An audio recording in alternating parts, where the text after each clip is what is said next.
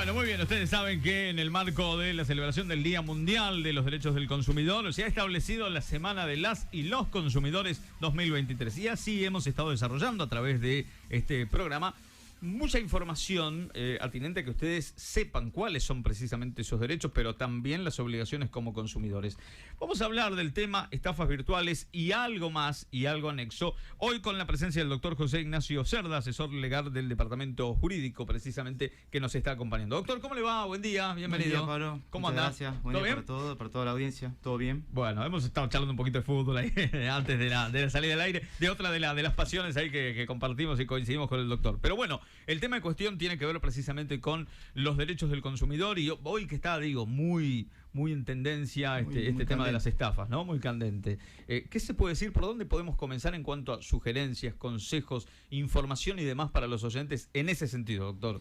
Y bueno, si los consumidores tienen problemas con las entidades bancarias, que son las que operan sus cuentas, está sucediendo mucho después de la pandemia, sobre todo, las famosas estafas virtuales. El famoso phishing, como se le dice.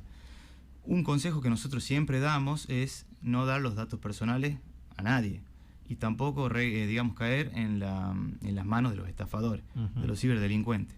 ¿Qué sucede? Te llaman, te rastrean, te sacan los datos, el famoso cuento del tío varias veces, y entran a tu cuenta, te la vacían y además te piden préstamos que a su vez el banco después te pide que uno los pague, ¿no? Como titular de la cuenta.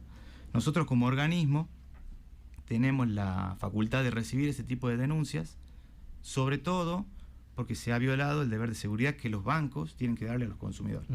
Esa es nuestra esfera de actuación. Para eso, además tenemos, existe la competencia de otros organismos, la justicia penal, que tiene la unidad de ciberdelito, que actualmente está a cargo el fiscal Alejandro Gober. Siempre estamos en contacto con él para, digamos, no pisarnos las competencias. Perfecto. Nosotros, cuando sucede un tipo de asunto como este, siempre nos tenemos que asegurar que los consumidores hayan denunciado en sede penal, porque sede penal investiga la responsabilidad penal del autor del delito. ¿Qué sucede?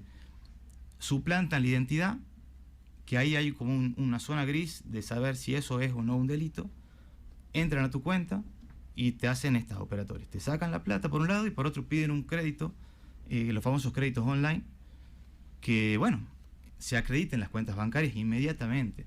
Y eso después va pasando de cuenta en cuenta. Hay bancos, por ejemplo, doy un ejemplo, Brubank, que son cuentas bancarias para determinados tipos de digamos, usuarios, y después se hace, no se puede rastrear ese dinero, esa conducta y ese ciberdelincuente, porque van pasando de cuenta en cuenta en cuenta, y ahí se corta. ¿Nosotros qué hacemos? Pedimos que acompañe la constancia de la denuncia penal y obviamente entendemos dentro de lo que es el deber de seguridad que el banco, la entidad financiera debe darle al usuario, que es una persona vulnerable, que es un débil en la relación jurídica. ¿Por qué? Porque no tiene las herramientas, la información para cubrirse de ese tipo de situación. Por más que uno sepa mucho, sea un poquito más estudioso del tema, siempre, digamos, está el riesgo de que te estafen de esa manera, ¿no? Perfecto. Doctor, pregunto, no obstante las sugerencias y demás, hoy por hoy hay muchas denuncias porque, a ver, todos sabemos que estafas hay, digo, nos avisan nosotros a los medios, uno ve las redes sociales, hay muchísimas, pero todas llegan a una instancia de denuncia penal o de denuncia a través de defensa consumidor, o la gente prefiere, digamos, quejarse, hacer catarsis y no llegar al episodio de denuncia, tanto penal como con ustedes a la presentación en defensa del consumidor. Sí, nosotros estamos concientizando cada vez, porque es cada vez más frecuente que sucedan estos hechos, que tienen distintos tipos de vías para acceder. Nosotros actuamos dentro de esta esfera. También existe la esfera del Banco Central de República Argentina, que es el organismo bancario rector de todas las entidades financieras, que ellos también tienen una facultad para responsabilizar a los bancos. ¿Nosotros qué hacemos? Aconsejamos a que hagan la denuncia, también a que actúen de manera preventiva en no ventilar sus datos personales, porque existe también un deber de custodia de cada uno con sus datos sensibles, números de cuenta, contraseña, bueno, todo lo que tiene que ver con el acceso a la misma. Intentamos darle un panorama general pueden ir por esta vía, pueden ir por esta vía, nosotros entendemos en esta vía. Por ejemplo, ha habido muchas denuncias contra los bancos. Una herramienta que tenemos nosotros es ordenarles que preventivamente los bancos dejen de cobrar las cuotas por estos créditos que no consintieron los consumidores. Eso ha estado funcionando bastante bien. Y obviamente que también tenemos la necesidad de decirle a la entidad financiera que colaboren en este sentido, porque la gran mayoría de los casos son casos reales. Digamos, hay una conducta bancaria del consumidor, tanto con tarjetas de crédito o en base a lo que cobra mensualmente, los ingresos que percibe.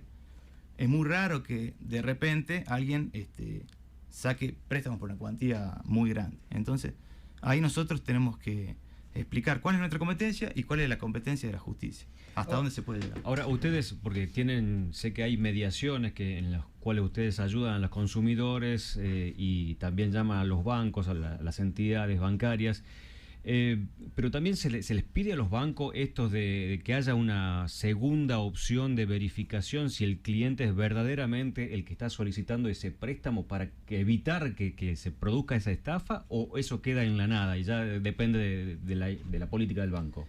Nosotros actuamos dentro del margen que da la Ley de Defensa del Consumidor.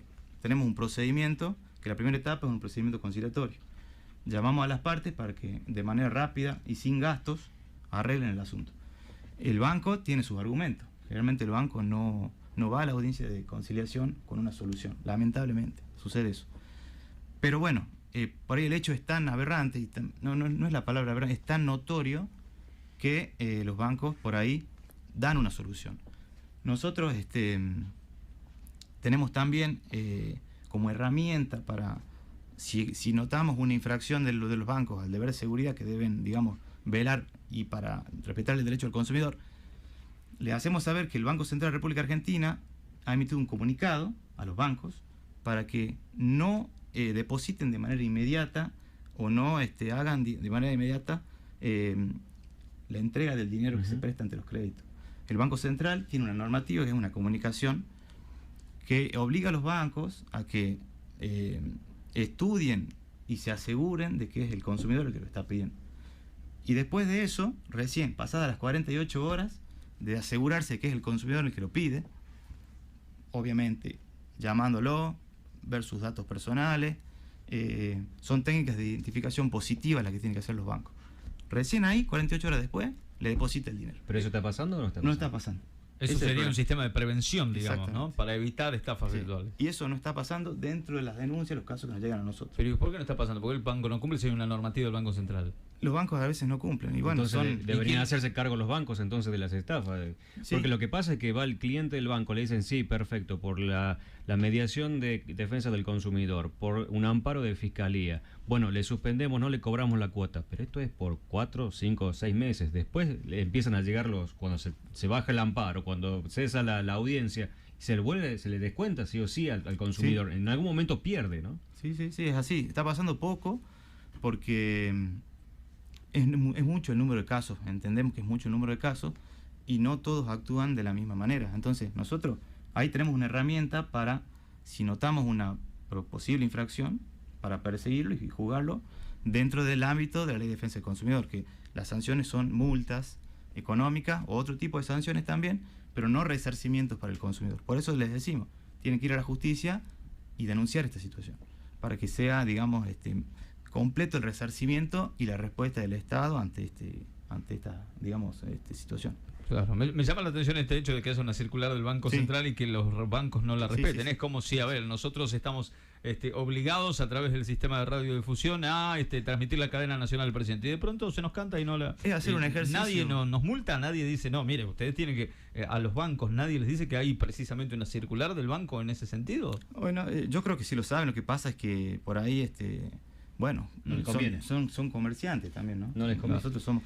Hagan el ejercicio. Yo agarro el celular, tengo el banco en mi celular, el home banking, y solicito los famosos créditos establecidos o preaprobados, mejor dicho.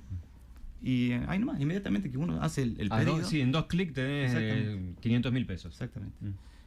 Digamos, esa medida del Banco Central está orientada para que los bancos cercioren que es el consumidor el que lo pide y no otra persona. Y es una buena medida y es bueno saber que existe, porque es un argumento claro, para defenderse cuando los hechos ya están consumados. Claro, pero el tema es que existe y no existe, porque si los bancos no lo cumplen es como que existe, claro, pero no se practica, digamos. Es más, ha habido en otras provincias, en Córdoba, en Buenos Aires, en ciudades donde debe suceder, digamos, con un número mucho más en relación a nosotros, ha habido sentencias judiciales en donde se condena a los bancos por haber infringido el derecho a la seguridad que el consumidor tiene. Eso están muy bueno, esos precedentes, porque después nosotros tenemos que ver si nuestra justicia los empieza a aplicar a medida que se vaya litigando el asunto. Ha existido muchos casos en donde, obviamente asesorados por colegas, por abogados, van por todos los caminos posibles. Banco Central, Defensa del Consumidor, Justicia Penal. Y es la manera. Lamentablemente, es como que el consumidor necesita de alguien que lo defienda.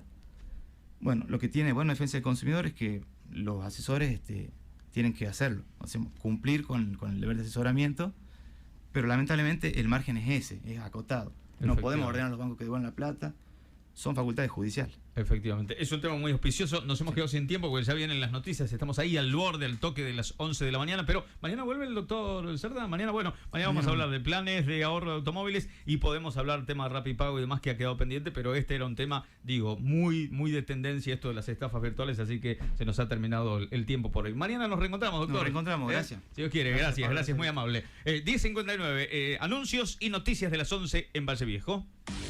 Valle Viejo, la radio que está